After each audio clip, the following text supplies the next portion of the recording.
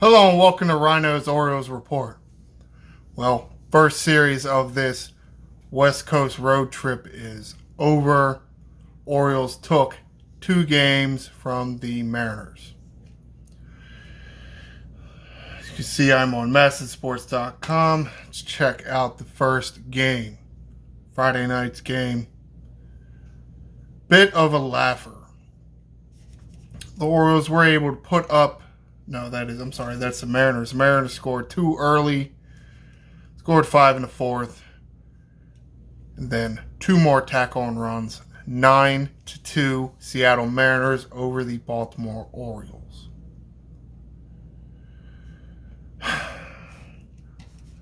Rutschman, Ofer, Henderson, Ofer doesn't do you any good. You got your 2 best players. It's debatable, I guess, in which player is their best and their second best, but you got them hitting 1-2 because you think that gives you the best option to win, but you never give them a break. I don't think is a great idea. So that's why you see some offers. I guess the thought is they're young and they can bounce back quick, but doesn't really look like it. Rutschman 2 strikeouts, Henderson 2 strikeouts. That's not typical of them, I don't think. At least when they're closer to 100%. But here's what it is, I guess. Santander 1 for 4, O'Hearn 1 for 4, Mullins, Ofer. Yes, Mullins activated off the IL. He looks pretty good. And I will get to it later, but he does, at least at this point, doesn't seem to be having any lingering effects from the injury.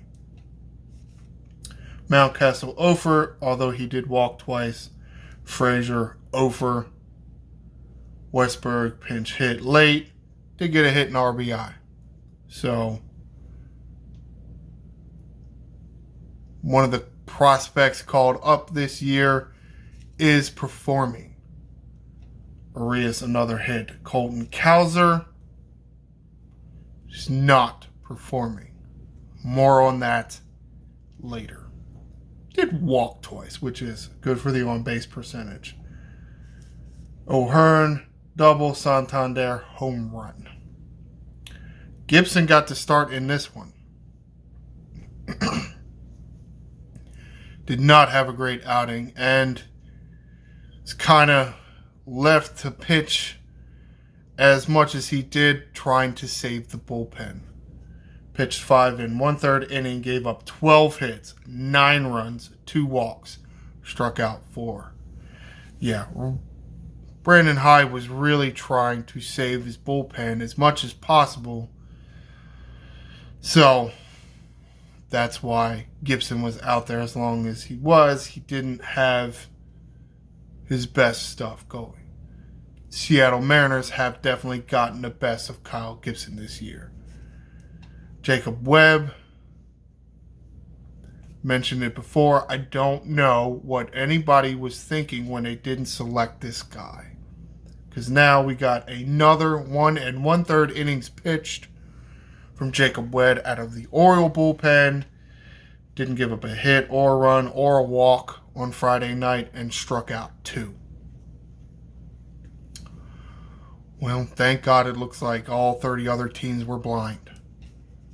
Nick Vespi pitched 1 1/3 also did not give up a hit, a run, did walk 1, didn't strike anybody out.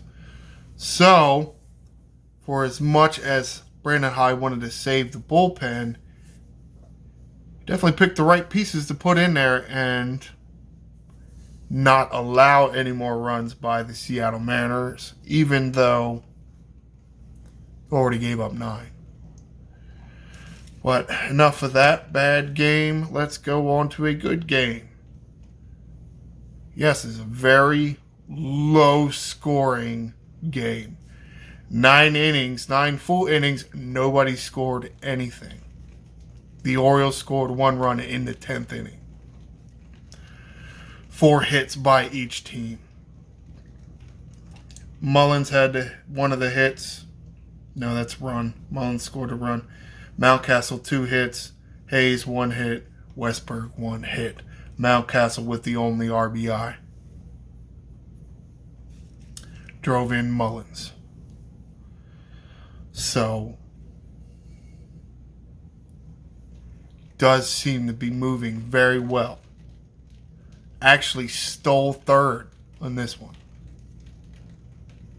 So, while we did kind of see this the last time Mullins came off the injured list, seems to be going the same way again.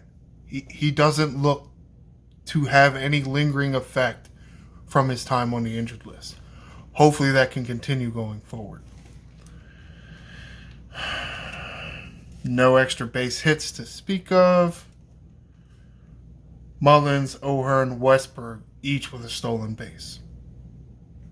So, yes, they didn't get on base much, but they were moving up bases. Cole Irvin pitched this game as the Orioles had moved to a 6-man rotation. Pitched pretty good. Only went 5, which isn't great, but can live with it. Irvin pitched 5 innings, gave up 2 hits, no runs, 1 walk, struck out 6. Yes, it is low as far as innings go, but as far as everything else, it was fantastic. How many pitches did he end up throwing? He only threw 67 pitches, so it was slightly odd that he didn't throw more. I think part of it is he isn't completely stretched out to the point where maybe he could throw 90 because he has spent majority of the year in the bullpen. But hopefully, as he continue to do this 6-man rotation, they will stretch his arm out and he will be able to go more than 5 innings or throw more than 67 pitches in the future. Bauman pitched the 6th inning, gave up 1 hit, no runs, 1 walk, didn't strike out anybody. Mr. Webb came in to pitch 2/3 of the 7th inning. Right? This is the 7th inning. Yes. 7th inning. Did not give up a hit or a run. Did walk 1, but he struck out 1. So, even now on back-to-back days, you're getting outs from Webb. So, not only is it just a stuff thing and how many guys he can strike out, but he does have some durability and can pitch back-to-back days. So, again, I don't know what people were thinking. Cionel Perez closed out the 7th inning. Got 1 out. Didn't give up a hit or a run or a walk or a strikeout. It was a ground out. I think it was a fairly quick ground out. Where is 4 pitches? Perez threw 4 pitches and got 1 out. So, very efficient. Cano got the 8th. Again, this isn't a tied game. So, lots of pressure on every bullpen pitcher to not give up a run because the offense is being shut down. Cano pitches 1 inning, doesn't give up a hit, doesn't give up a run, does walk 1, and no strikeouts, which is okay. Felix Bautista. Again, you're on the road, so I don't know. Do you use your closer in a tie game on the road or not? You know, seems to be working out for the Orioles, so you might as well just keep doing it. And since the game went to the 10th inning, Bautista pitched the 10th inning. Of course, I think if the Orioles had not scored, somebody else might have gone in. But with the lead, Bautista stayed out there. 2 innings, the 9th and the 10th. Gave up only 1 hit, didn't give up a run or a walk, struck out 4. Very good performance by Felix Bautista, especially the no walk thing. I think something I noticed I don't think I noticed it too much. He definitely had better command of his fastball. Because Felix is so big, his fastballs do tend to be higher in the zone or even higher out of the zone. Does seem to have somewhat difficult time, or maybe doesn't do it as often, and that's throw his four-seam fastball lower in the zone. He was able to do that several occasions, Saturday night into Sunday morning, because they're over there on the West Coast, and I think that really helped him.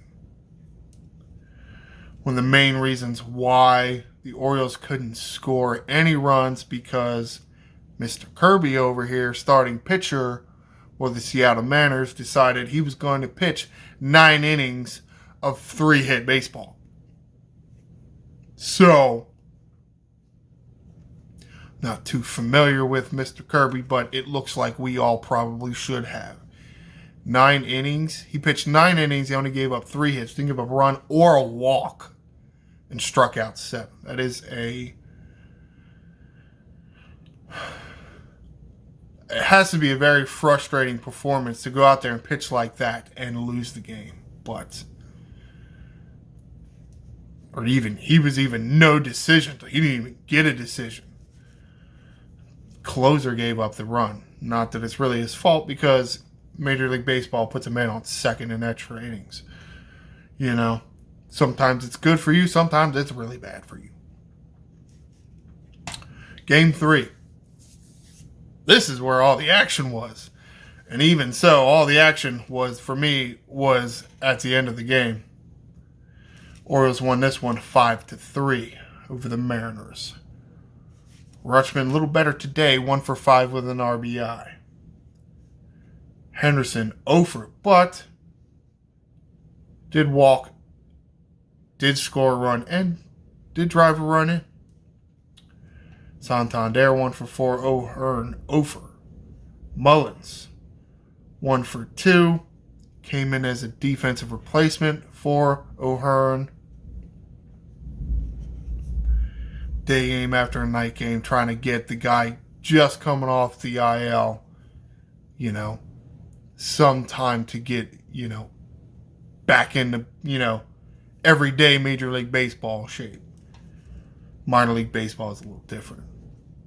1 for 2, 2 RBIs, scored a run. It's a home run. Really was like the Cedric Mullins game. Even, it was really a 9th inning that it seemed like he only made his plays in the 9th inning. Like the rest of the game doesn't even matter. I mean, it kind of does. Mountcastle 2 for 5, Frazier 1 for 4, Hayes 1 for 5 with an RBI. Hayes struck out 3 times. Westberg 1 for 4, Mateo, pinch runner, did score a run. Doesn't have official at bat. And I guess I did mention that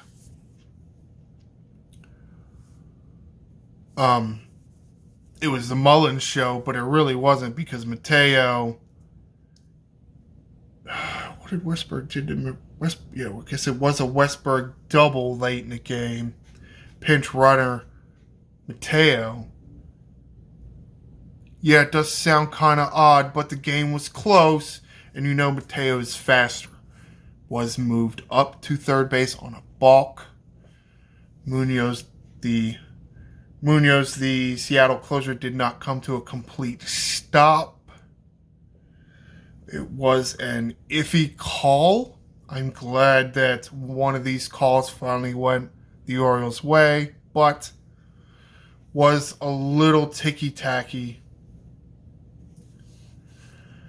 And what happened after that? A chopper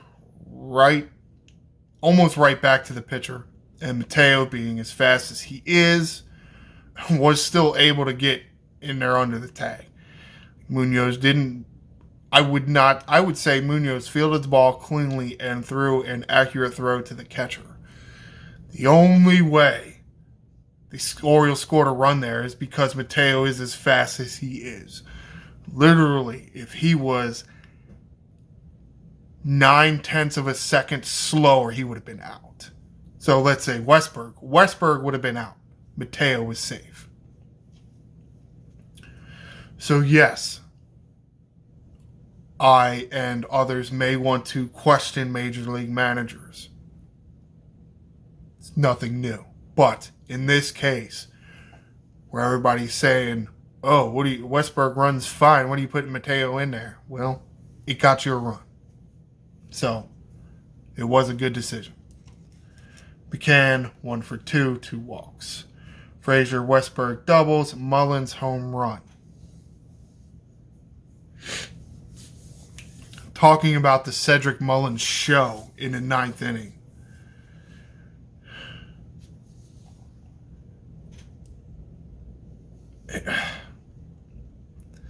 Hits a home run. 2-run, or did it happen in the 10th inning? Maybe it happened in the 10th inning. Let's go to the play-by-play, because I actually think now it happened in the bottom of the 9th inning and then the top of the 10th inning, if I'm not mistaken. Yeah, see here, France, it says deep center to Cedric Mullins. Deep center. Yeah, I mean, I guess you could say that. It was a ball hit to deep center. Mike Baumann was on trying to get the save. Did not go very well for Baumann, but luckily it didn't go even worse for Mike Baumann because Cedric Mullins leaped several feet over the center field wall to bring back a home run. It wasn't even like he could get to the wall and time his jump. He, in stride, timing his jump, trying to use the wall with the other hand to pull himself up, and was able to rob a home run. And then here in the 10th inning, with the extra runner on second base, Cedric Mullins home run won the game.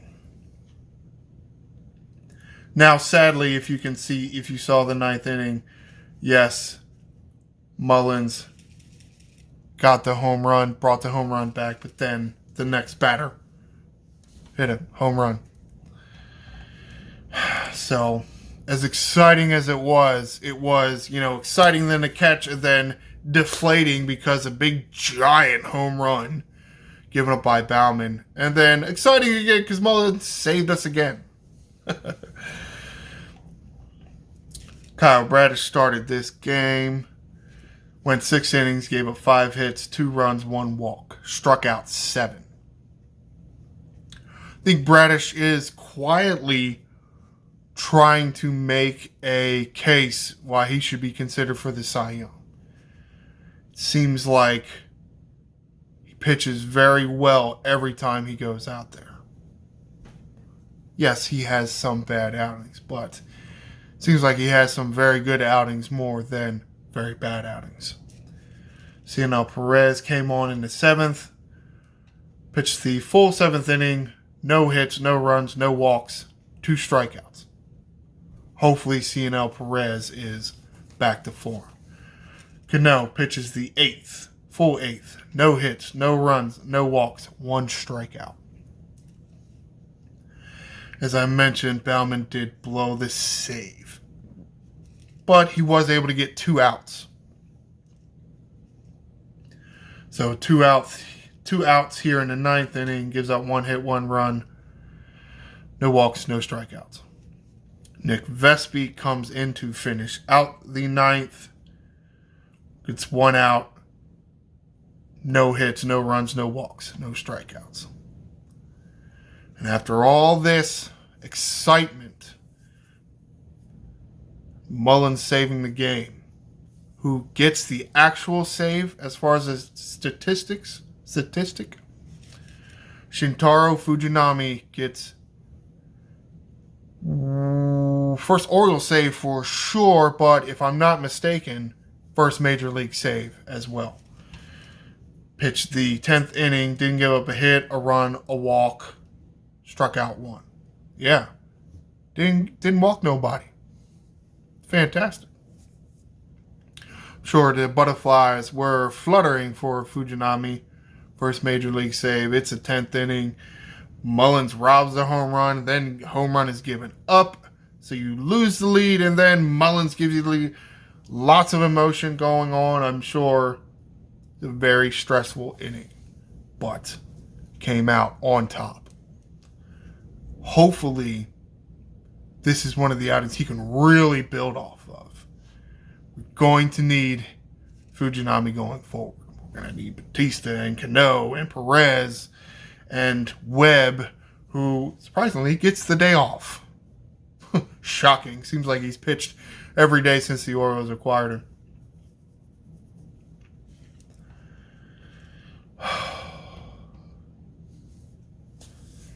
Yeah, it was,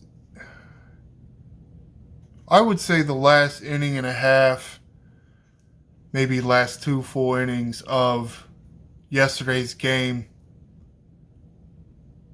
It's like one of the reasons why you love sports in general. Baseball for sure, but sports in general. You see an amazing defensive play by Mullins.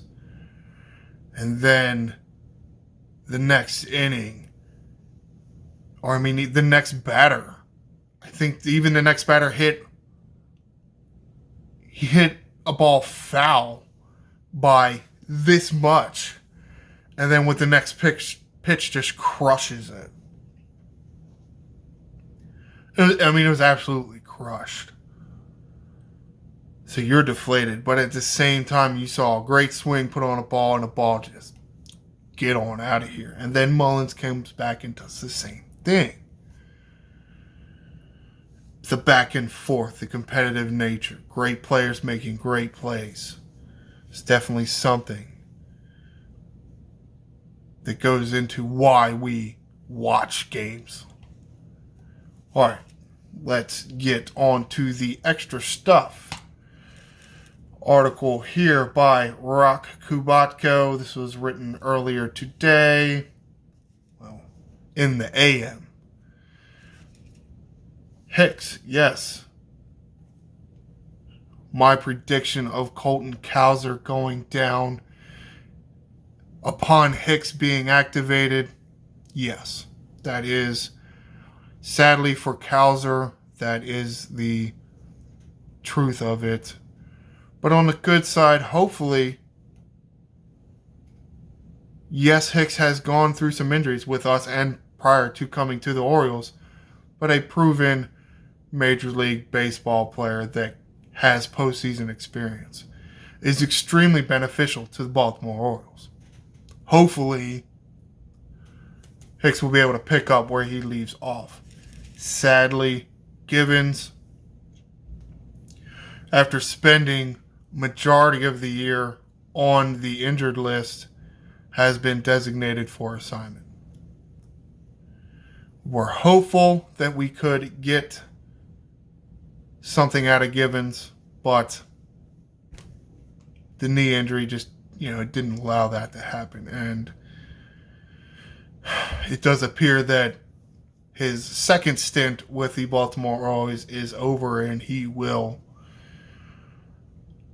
what most people are thinking is that he will not clear waivers and he will be picked up by another team. But who knows? There was something else, and I don't even remember what it was.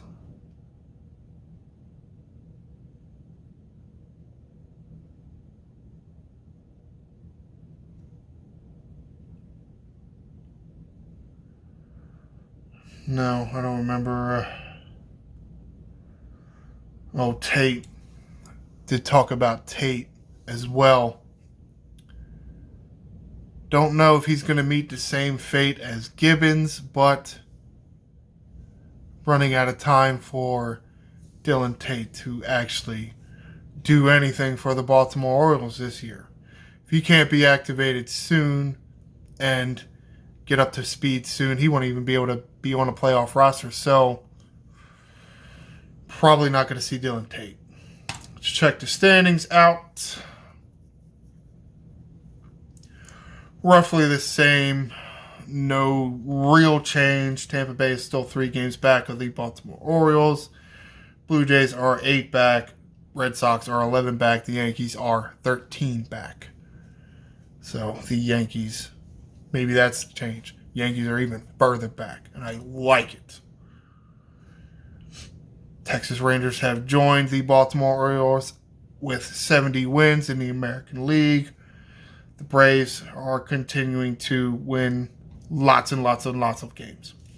The Dodgers have also joined the 70-win club. Standings are looking very good. Let's move on to the schedule.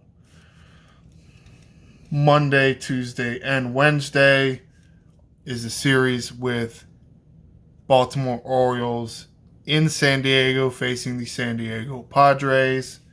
Monday and Tuesday games scheduled for around 9:40. Wednesday's game being scheduled around 8:40. Okay. Odd, but I don't know why that game's an hour earlier. However, it's going to be somewhat of an exciting series. Yu Darvish will, at least we suspect Yu Darvish will be pitching tonight. And again, we get to see Manny Machado and all his new friends out there in San Diego who have a pretty talented ball club. Should be an exciting series. Will be even more exciting if the Orioles win. So we'll just have to wait till Thursday-ish for me to talk about the Baltimore Orioles and the San Diego Padres. That is all for this week's show. Be sure to like and subscribe. I am the Angry Ryno, and this is Birdland.